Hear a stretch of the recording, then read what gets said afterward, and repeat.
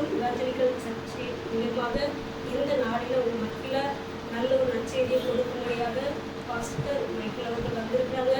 இந்த வார்த்தையானது உங்களுக்கு நல்ல ஒரு ஆசீர்வாதத்தையும் உங்களுடைய வாழ்க்கையை மாற்றுவதாகவும் உங்கள் வாழ்க்கையில் ஒரு இருதயத்தில் எல்லாருக்கும் அவங்களுடைய வாழ்க்கையில் ஒரு அற்புதத்தை செய்கிற ஒரு வார்த்தையாக இருக்கும்படியாக ஆண்டவரை பிரார்த்திக்கிறேன். ஜெபிக்கலாம், கண்களை ஜெபிக்கலாம்.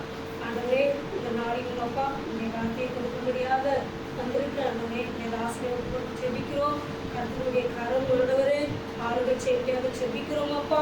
தகப்பனே, இந்த ஜீவனுள்ள வார்த்தையை அப்பா கேட்கிற ஒவ்வொருத்தருக்குள்ளையும் அப்பா ஒரு தொடுதலை கட்டளையிடும்படியாக ஜெபிக்கிறோம். அவங்க உணர்வடைய முடியாத ஜெபிக்கிறோம். அவங்க வாழ்க்கையில் ஒரு அற்புதத்தை அப்பா நீங்கள் செய்ய முடியாத ஜெபிக்கிறோம் அப்பா.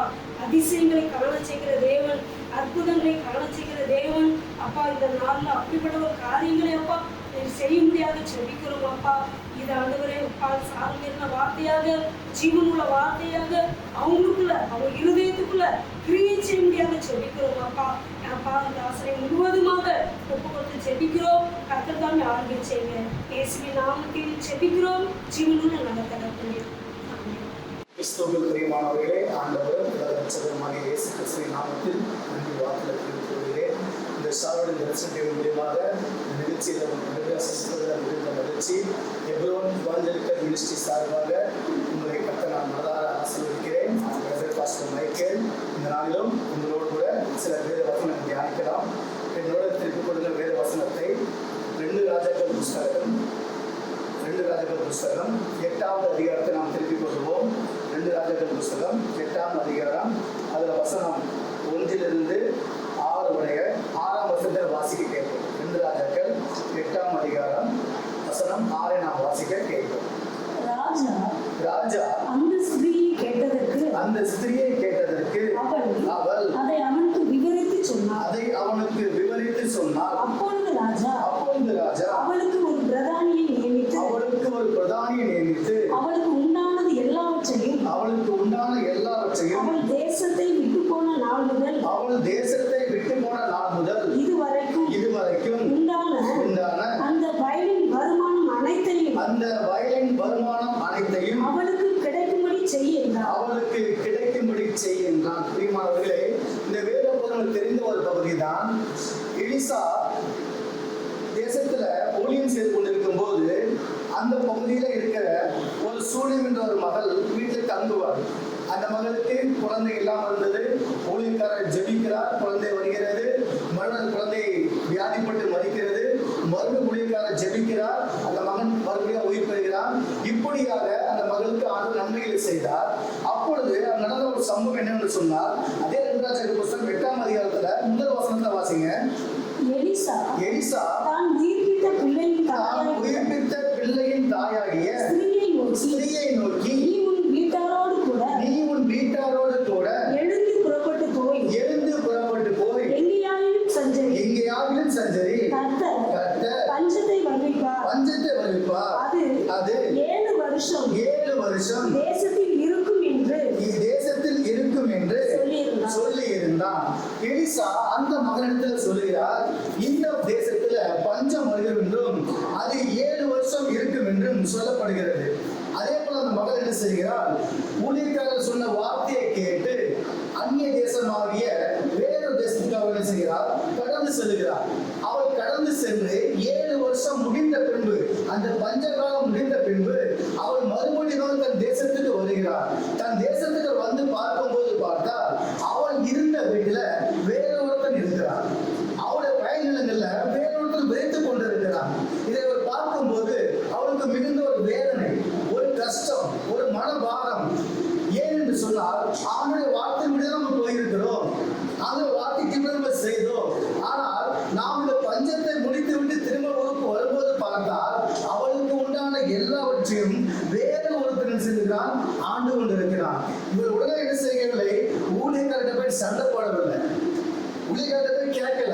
நீங்க மனிததான் செய்யறோம், இப்படிதான் சொன்னாரு, இவங்கதானே பண்ணாங்க, இவங்கதானே நல்லமா செஞ்சாங்க, அப்படி நம்ம என்ன செய்கிறோம், மனுஷனவே சண்டை போட போகிறோம்.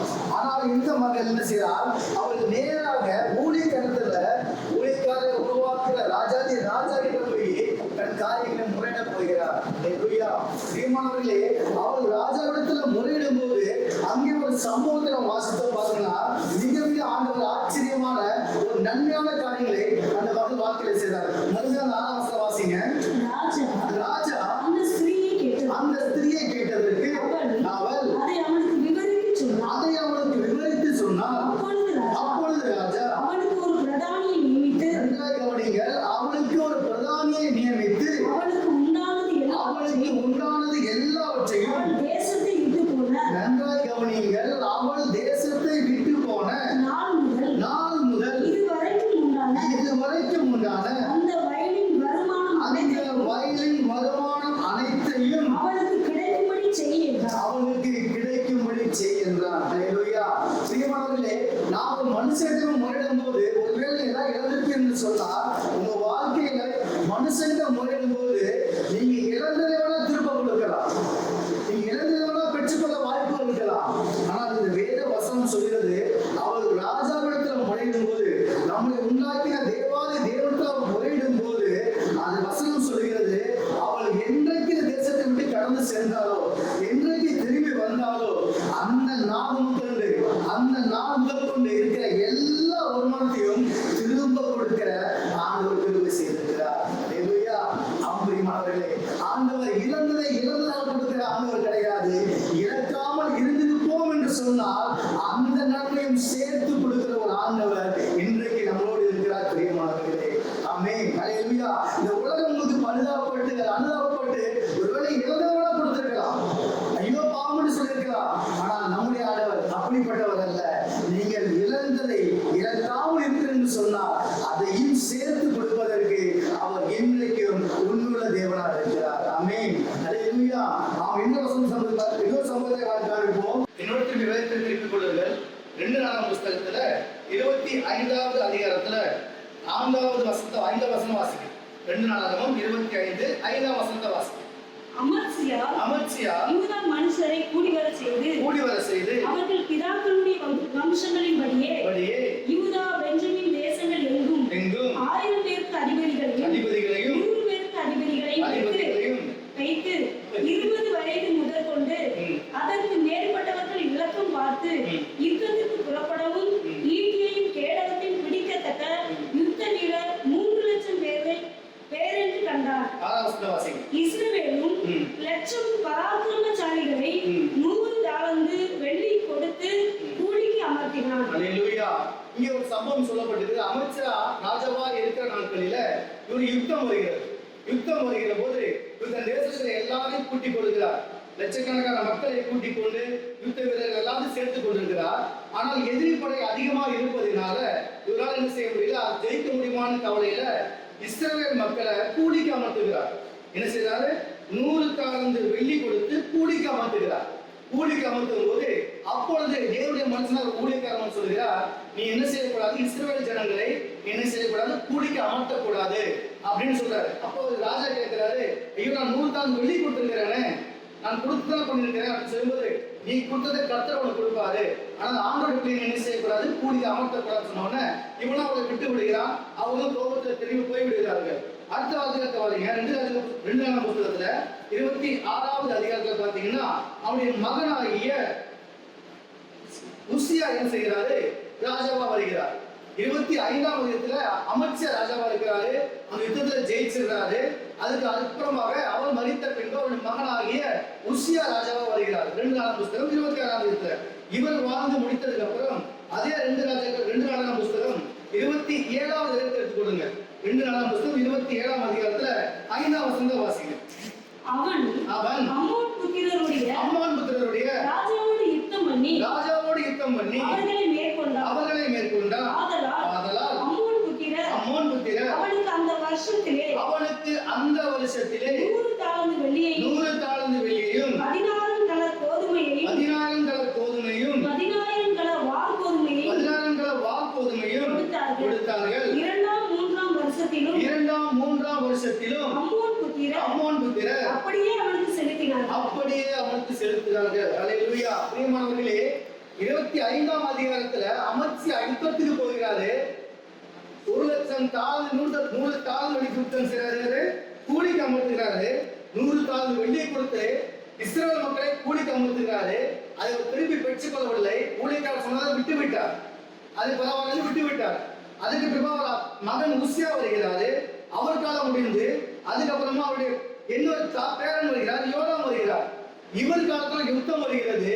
இந்த யுத்தத்துல அவர் செய்து அவர் போய் ஜெயித்த பிற்பாடு அவர்கள் என்னென்ன கொடுத்தார்களாம் அந்த 5ஆம் வசனத்தை மறுபடியும் வாசிங்க. அதுல அவன் அம்மோன் புத்திரரோட ராஜாவோட யுத்தம் பண்ணி அவர்களை மேற்கொண்டார்.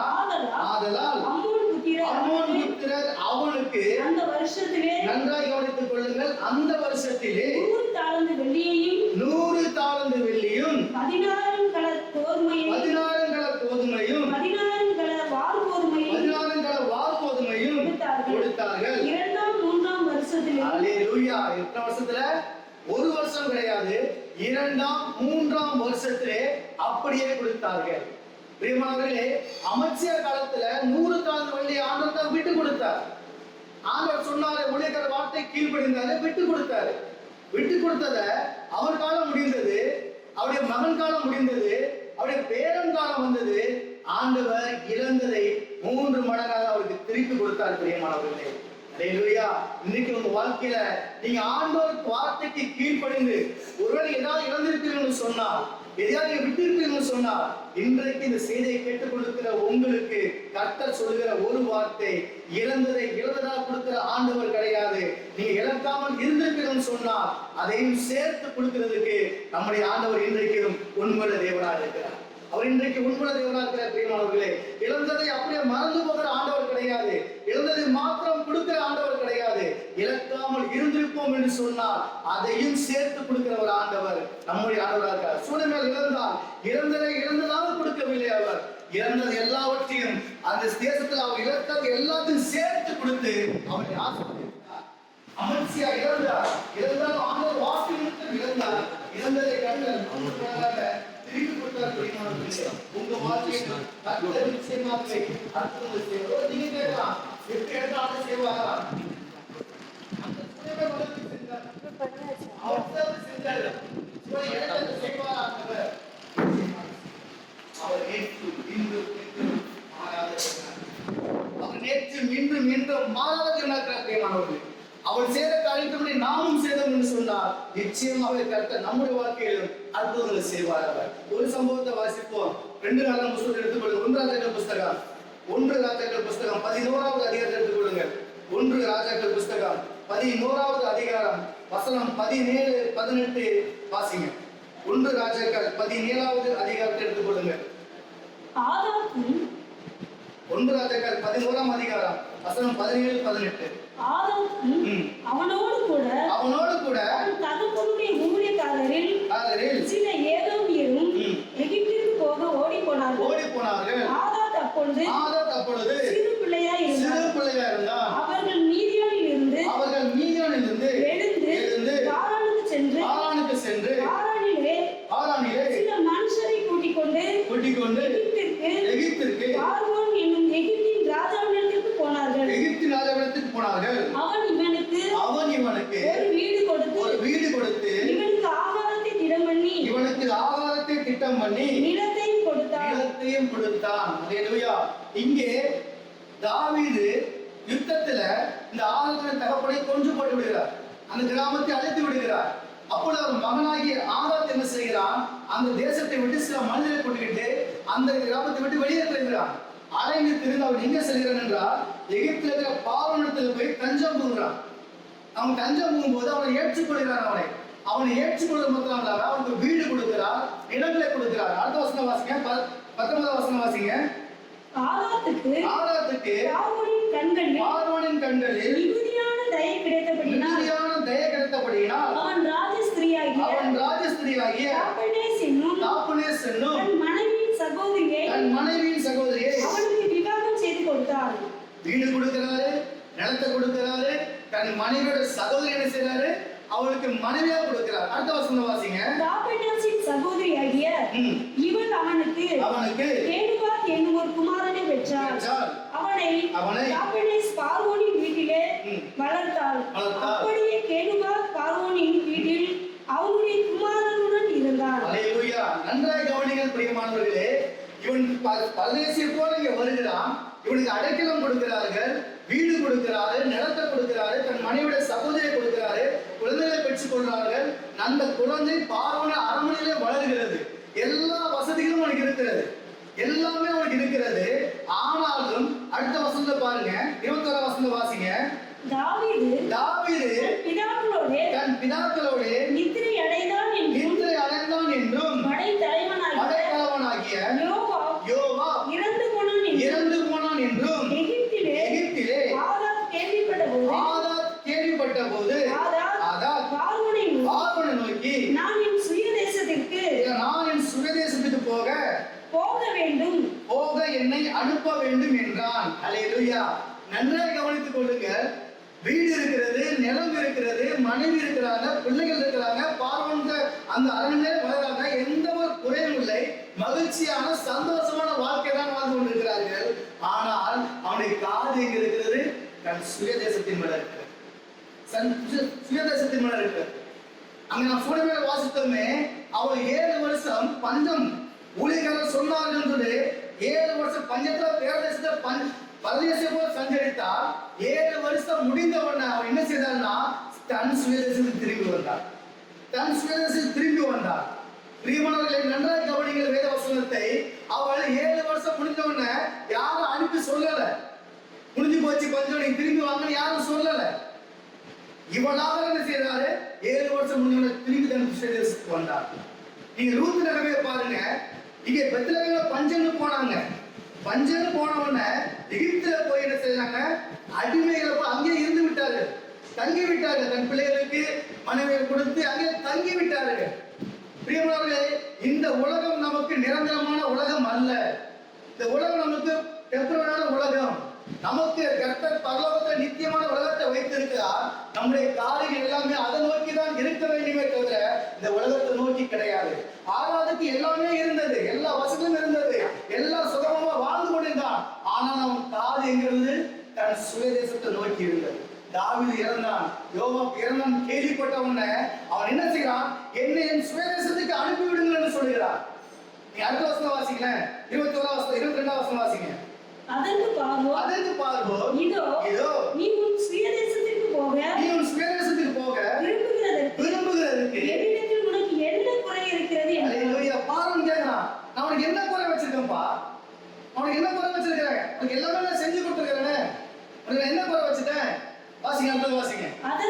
அதற்கு அவன் ஒரு குறையும் இல்லை ஆகிலும் என்னை அனுப்பிவிட வேண்டும் என்றான். அல்லேலூயா. நம்முடைய வாழ்க்கையில நீங்க ஒருவேளை இழந்ததை நீங்க இழக்காமல் பெற்றுக்கொள்ள வேண்டும் என்று சொன்னார், தேவன் உங்களுக்கு அந்த நேரான ஆசீர்வாதத்தை தர வேண்டும் என்று சொன்னார், உங்களுடைய கண்களும் உங்களுடைய காதும் இருதயம் சிந்தனையும் தேவனை நோக்கி இருக்க வேண்டும். பிரியமானவர்களே, ஆண்டவரை நோக்கி இருக்க வேண்டும். எப்பொழுது இந்த உலகத்தை பார்த்தோ, உலகத்தின் ஆஸ்திகளை பார்த்தோ, உலகத்தின் சொத்துக்களை பார்த்தோ, அந்தஸ்துகளை பார்த்தோ, அதிகாரங்களை பார்த்தோ, வசதி வாய்ப்புகளை பார்த்தோ, இந்த உலகத்தின் பலவளப்புகளை பார்த்தோ, ஒரு நாளும் கண்களும் எண்ணங்களும் சிந்தனைகளும் ஒரு நாளும் போய்விடக் கூடாது. பிரியமானவர்களே, ஒரு நாளும் போய்விடக் கூடாது.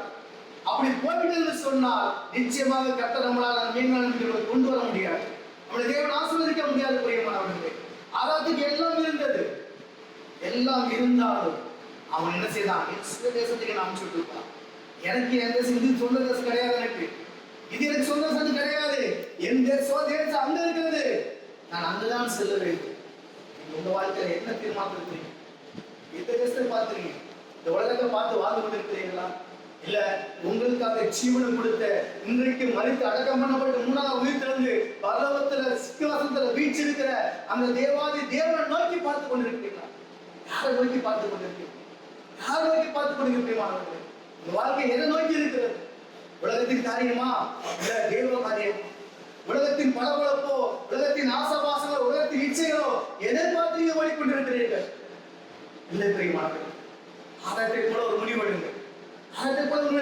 எனக்கு இந்த உலகத்துல என்ன ஆண்டவர் என்ன இருந்தா சரிதான், எது இல்லைனாலும் சரிதான், நான் ஆண்டோடைய பிள்ளை, நான் பரலோகத்தின் பிள்ளை, என் ஆண்டவர் எனக்காக காத்துக் கொண்டிருக்கிறார், நான் ஒரு நாள் இதை விட்டுட்டு அங்கதான் நான் போக வேண்டும் என்ற அந்த எண்ணமும் சிந்தையும் வாஞ்சையும் ஒவ்வொரு நாளும் கூட இருக்க வேண்டும். பிரியமானவர்களே, அதுதான் கர்த்தர் விரும்புகிறார். அப்படி இருக்கு என்று சொன்னால் நிச்சயமாகவே இழந்ததை இழந்ததாக கிடையாது, இழக்காமல் இருக்குன்னு சொன்னால் அந்த ஆசீர்வாதத்தை தேவன் கூட்டி கொடுப்பதற்கு அவர் இன்றைக்கு உண்மை தேவனா இருக்கிறார். அமைச்சா இழந்தாலும் அவருடைய பேரப்பிள்ளை காலத்துல அதை 3 மடங்கு திருப்பி கொடுத்தார். அதே ஆண்டவர் இன்றைக்கும் மாறாதவராக இருக்கிறார். இன்றைக்கும் அற்புதம் செய்வார். நிச்சயமாக அற்புதம் செய்வார். கண்ணு முடி நம்ம ஜெபிக்கலாமா? அந்த சமூகத்தை நோக்கி பார்த்து நம்ம ஜெபிக்கலாம். இரக்கமுள்ள ஆண்டவரே, நன்றியோடு துதிக்கிறோம் அப்பா, கொடுத்திருக்கிறோம். இதனாலும் ஆண்டவரே, இந்த சாரல் தரிசனத்தின் மூலியமாக ஆண்டவரே பிள்ளைகளே நாங்கள் காணப்பட்ட கிருபைகளுக்காக நன்றி. ஆண்டவர் வாசித்த வசந்தத்தின் ஆண்டவரே, சூழ்நிலையில் ஆண்டவரே, என்னுடைய வாழ்க்கையில எதெல்லாமும் இழந்தாலும் ஆண்டவரே, ஆண்டவரோட வார்த்தைக்கு கீழ்ப்படிந்து போனது நிமித்தம் இழந்தது எல்லாம் ஆண்டவரே அப்பா, இழக்காமல் இருந்தாலும் அதையும் சேர்த்து ஆண்டவர் கொடுத்து அப்பா நீங்க ஆசீர்வதித்தீங்க ஆண்டவரே. அமைச்சியா ஆண்டவர் நிமித்தம் 100 வெள்ளிகளை இழந்தான் ஆண்டவரே. ஆனாலும் கர்த்தாவே, அவன் ஆண்டவரே அப்பா அவருடைய பேரங்காலத்துல அதை 3 மடங்கு திருப்பி கொடுத்து அவங்க ஆசீர்வதித்த தேவன் அப்பா.